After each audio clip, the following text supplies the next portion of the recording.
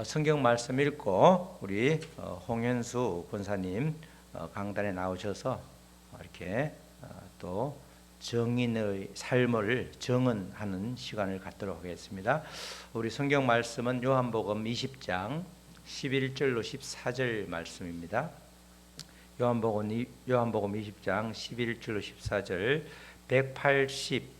183쪽 신약 성경입니다. 한 절씩 번갈아 읽겠습니다. 마리아는 무덤 밖에 서서 울고 있더니 울면서 구부려 무덤 안을 들여다보니 흰옷 입은 두 천사가 예수의 시체에 누이었던 곳에 하나는 머리편에 하나는 발편에 앉았더라. 천사들이 이르러 여자여 어찌하여 우느냐 이르되 사람들이 내 주님을 옮겨다가 어디 두었는지 내가 알지 못함이니이다. 다 같이요. 이 말을 하고 뒤로 돌이켜 예수께서 서 계신 것을 보았으나 예수이신 줄을 알지 못하더라. 아멘. 오늘 우리 이어서 말씀 보겠습니다. 우리 말씀은 다 같이 빈 무덤의 깊은 의미를 되새깁시다. 오늘은 부활절인데 주님의 부활은 항상 주님의 십자가 죽으심과 동전의 앞면과 뒷면 그런 양면과 같은 거죠. 주님의 부활과 주님의 죽으심은 아주 직결되는 겁니다. 주님의 죽으심이 없었다고 그러면 부활은 절대 없는 것이고 주님의 부활이 없었다고 하면 주님의 죽으심은 별 의미가 없는 그런 아주 의미를 상실하는 그런 행위가 되는 거죠. 그렇기 때문에 우리의 신앙에서 주님의 부활 이것은 빼놓을 수가 없는 것입니다. 주님의 부활 신앙이 없다고 그러면 우리의 믿음은 반쪽짜리가 아니라 아예 없는 것이죠. 오늘 말씀은 주님의 부활에 대한 말씀입니다. 특별히 주님의 부활은 우리가 오늘 아침에 찬양할 때도 시작했지만 그 무덤에서 처음 이제 출발하는데 그 무덤도 지금 말씀에 보면 빈 무덤에서 출발을 합니다.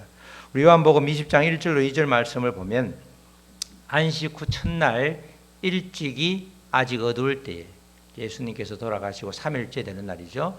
막달라 마리아가 무덤에 와서 돌이 무덤에서 옮겨진 것을 보고 그 당시에는 무덤을 돌문이었기 때문에 그 돌을 옮기는데 한두 사람 가지고 안 되고 장정 몇 사람이 옮겨도 겨우 옮길 수밖에 없는 한두 사람 가지고는 옮길지도 못하는 그런 돌문이 옮겨진 것을 보고 시몬 베드로와 예수께서 사랑하시던 그 다른 제자 지금 요한이 자기를 사랑하는 예수님께서 사랑하는 그 다른 제자라고 표현을 해놨는데 결국 시몬과 오늘 요한복음을 쓴 요한에게 그 막달라 마리아가 달려가서 말하되 사람들이 주님을 무덤에서 가져다가 어디 두었는지 우리가 알지 못하겠다 하니 이렇게 말을 하죠. 시작하죠.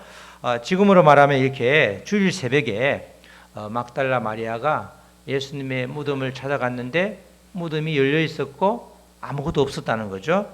그래서 그 본 것을 그대로 이 베드로와 요한에게 알려준 것입니다.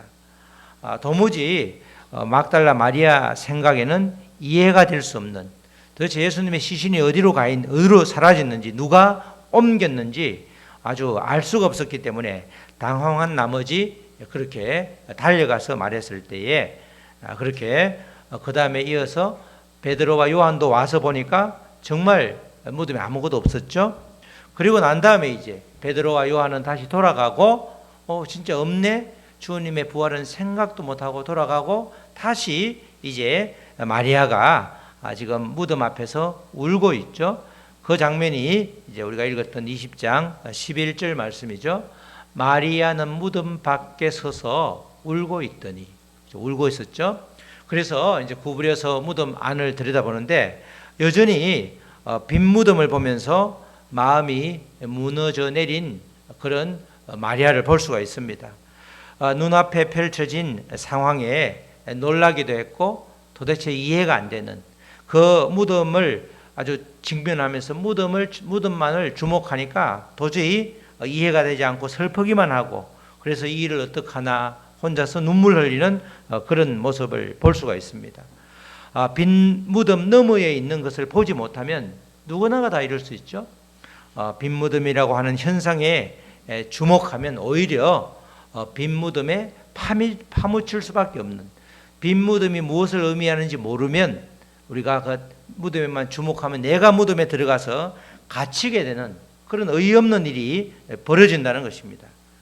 우리 사랑하는 성도 여러분, 여러분들에게는 빈 무덤이 무엇입니까? 어떤 사람에게는 갑자기 불어닥친 고난이 빈 무덤일 수 있죠. 또 어떤 사람에게는 눈앞을 가로막고 있는 지금의 현상이 빈 무덤일 수 있습니다. 아무도 설명할 수 없는, 누구도 설명해 줄 수 없는 내가 직면한 이 현상, 정말 어떻게 할지 도무지 감이 안 잡히는 그 현실이 빈 무덤일 수 있다는 거죠.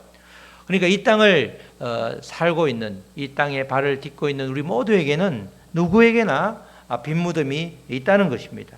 그런데 중요한 것은 이 빈 무덤을 어떻게 바라보느냐, 믿음의 눈으로 바라보느냐, 그렇지 않느냐에 따라서 전혀 다른 결과가 일어나는 거죠.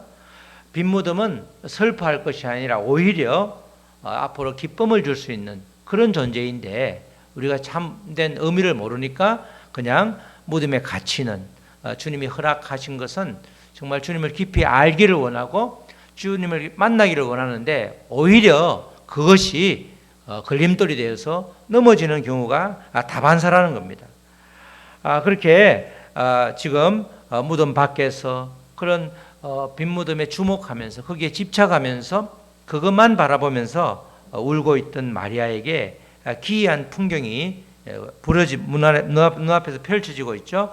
그게 이제 12절 13절 말씀인데, 무덤을 보니까 빈 무덤인데 분명히 아까는 못 봤는데 다시 와서 보니까 흰옷 입은 두 천사가 예수님의 시체에 누였던 곳에, 하나는 머리편에 하나는 발편에 앉았더라. 그러면서 오히려 천사들이 막달라 마리아에게 묻기를 왜 우냐, 어찌하여 우냐, 그렇게 말할 때 마리아는 사람들이 내 주님을 옮겨다가 어디 두었는지 내가 알지 못함이니이다. 이렇게 있는 그대로를, 신앙의 눈으로가 아니라 있는 객관적인 현실을 그대로 말하는 그런 장면을 이제 우리가 보게 되죠. 결국은 여기서 중요한 것은 우리에게 이 빈 무덤의 의미가, 실제적인 의미가 무엇인가 하는 것이죠. 빈 무덤이 의미하는 첫 번째는 바로 이것이 주님의 부활의 증거죠. 부활 신앙이 없던 사람들에게는 그 당시에 무덤이 엄청난 의미가 있었습니다. 고대 권력자들은 무덤에 뭐 별것을 다 넣죠. 뭐 생필품도 넣기도 하고, 때로는 고대에는 순장이라고 해서 살아있는 사람을 그냥 통째로 넣기도 하고, 정말 부활 신앙이 없었기 때문에 무덤이 마지막 코스이기 때문에 굉장하게 아주 풍성하게 아주 넘치게 그렇게 꾸미는 것을 볼 수 있습니다. 그래서 지금도 신라 무덤의 부장품이다, 뭐 유물이다, 이집트 피라미드다, 온갖 그 무덤 속에 진귀한 보물들이 나오는데, 그들에겐 부활 신앙이 없었기 때문에, 부활 신앙을 몰랐기 때문에 그렇게 무덤을 성대하게 만들었죠. 그런데 예수님께서는 무덤이 단지 3일만 필요했습니다. 부활 신앙을 믿는 사람에게는 무덤이 중요하지 않다는 거죠. 예수님은 딱 3일만 빈 무덤에 갇혀 계셨고, 그 다음에는 이제 무덤에서 이렇게 나오게 됐죠. 예수님은 그래서 죽음에 대한 준비는 많이 하셨지만 무덤에 대한 준비는 거의 하지 않았죠. 설교 말씀을 할 때도 내가 죽는다는 이야기를 하면서 내 무덤을 정말 기억할 수 있도록 아주 멋지게 꾸며달라 한마디도 하지 않았죠. 죽음에 대한 준비는 많이 했지만 무덤에 대한 준비는 전혀 하지 않았다는 것은 바로 예수님의 그런 무엇을 중요시하는지를 알 수 있는 것입니다. 그래서 예수님의 무덤이 비어 있다는 것은 바로 주님이 부활하셨기 때문이기 때문에 우리가 빈 무덤을 보면서 주님의 부활, 주님의 다시 사심을 기억하면서 신앙으로 받아들여야 되는데, 그렇게 막달라 마리아가 예수님께서 그렇게 어려움을 당했을 때 구해 주셨고, 그래서 무덤을 지켰지만 그에게는 빈 무덤의 의미를 정확하게 깨닫지 못했기 때문에 울고만 있는 그런 장면을 볼 수 있습니다. 뿐만 아니라 빈 무덤은 완전한 해방을 뜻하는 것입니다. 예수님이 부활하시고 죽음에서 해방받으셨기 때문에 지금 무덤이 비어 있는 거죠. 만약에 예수님의 그 무덤이 그대로 있다고 그러면 그 비좁은 무덤 안에 사람들이 이렇게 관광객 순례자들이 아주 장사진을 치겠죠. 바로 아리마대 요셉이 만든 그 무덤을 찾아가서 무덤에 주목하면서 마치 예수님은 잊어버리고 주목하지 않고 무덤에만 주목하는 그런 아주 기이한 현상이 얼마든지 벌어질 수 있었는데, 놀랍게도 예수님께서는 3일 만에 부활하셨고, 그래서 그 무덤은 빈 무덤이 된 것입니다. 이처럼 예수님의 무덤이 비어 있다는 것은 결국은 예수님께서 묶여 있지 않고 완전히 해방되었다는 그런 의미가 되는 것이죠. 또 빈 무덤이 의미하는 세 번째는 예수님이 승리하셨다는 겁니다. 예수님을 죽이기 위해서 평소에 원수였던 그 당시에 바리새파하고 사두개인들은 완전히 원수죠. 바리새파들은 부활을 믿었는데 사두개파라고 하는 그 중요한 아주 유명한 종파는 부활을 전혀 믿지 않았습니다. 다 종교 권력자들인데 그들의 의견은 대립되는 게 엄청 많았기 때문에 그들은 도저히 하나가 될 수 없었는데, 예수님을 잡아 죽이기 위해서 그들이 힘을 합쳐서 한 마음이 된 것을 볼 수 있죠. 마찬가지로 헤롯도 빌라도도 한 마음이 되었고, 또 로마 군인들도 유대인들도, 로마 군인들의 지배를 받고 있는 유대인들도 그들과 한 마음이 되어서 예수님을 죽이는데 아주 똘똘 뭉쳐버렸죠. 그래서 예수님이 죽어서 무덤에 묻히는 날에 그들은 모두 안심하고 잠을 잘 잘 수가 있었습니다. 왜냐하면 모든 것이 끝났다고 생각했기 때문에, 그들이 완전한 승리를 이루었다고 생각했기 때문에 이제 끝났다. 이제 그 눈에 가시 같은 존재, 선동을 일삼고 혼란을 야기했던 그 원흉이 사라졌기 때문에 이제는 다들 편안하겠다, 이렇게 생각을 하고 있었죠. 만약 그들의 생각대로 그것으로 끝이었다면 이 세상은 더 이상 소망이 없을 뿐만 아니라 십자가의 죽음의 의미도 전혀 없게 되는 것입니다. 예수님께서 전한 천국 복음도 전혀 의미를 잃어버리는 그런 결과가 될 뻔했죠. 그러나 너무 감사하게도 주님의 무덤이 빈 무덤이었기 때문에 이 모든 것들이 완전히 반전이 되는 것이었죠. 결국은 주님이 승리하셨다는 것을 뜻하는 거죠. 빛이 어두움을 물리치는 이야기고, 마지막에 예수님께서 십자가 위에서 제일 마지막에 외쳤다는 가상칠언의 제일 마지막이 뭐죠? 다 이루었다. 다 이루었다는 말이 바로 완전한 승리를 예고하는 것이었습니다.